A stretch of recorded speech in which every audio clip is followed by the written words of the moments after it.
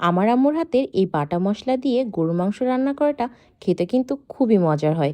আজ শেয়ার করব সেই রেসিপিটাই। প্রথমেই দিয়েছিল লবণ, তেজপাতা, পেঁয়াজ, তারপর দিয়ে দিয়েছিল সব বাটা মশলা। এখানে দিয়েছিল আদা রসুন বাটা, লং, জিরা, এলাচ, গোলমরিচ, দারচিনি আর দিয়েছিল শুকনা মরিচ বাটা। তারপর দিয়েছিল হলুদ, দিয়ে ভালোভাবে মিশিয়ে নিয়েছিল। প্রথমেই দিয়েছিল তেল, তারপর ঢাকনার সাহায্যে ঢেকে দিতে হবে। ওয়েট করতে হবে পানিটা একটু শুকিয়ে আসা পর্যন্ত। তারপর মাংসটাকে ভালোভাবে কষিয়ে নিতে হবে।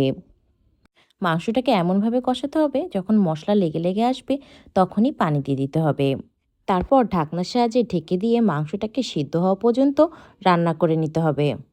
যখন দেখবেন ঝোলটাও শুকিয়ে আসছে আর মাংসগুলোও সেদ্ধ হয়ে গিয়েছে, তখনই নামিয়ে ফেলতে হবে। রেডি হয়ে গিয়েছে আমাদের বাটা মশলা দিয়ে গরুর মাংস রান্না।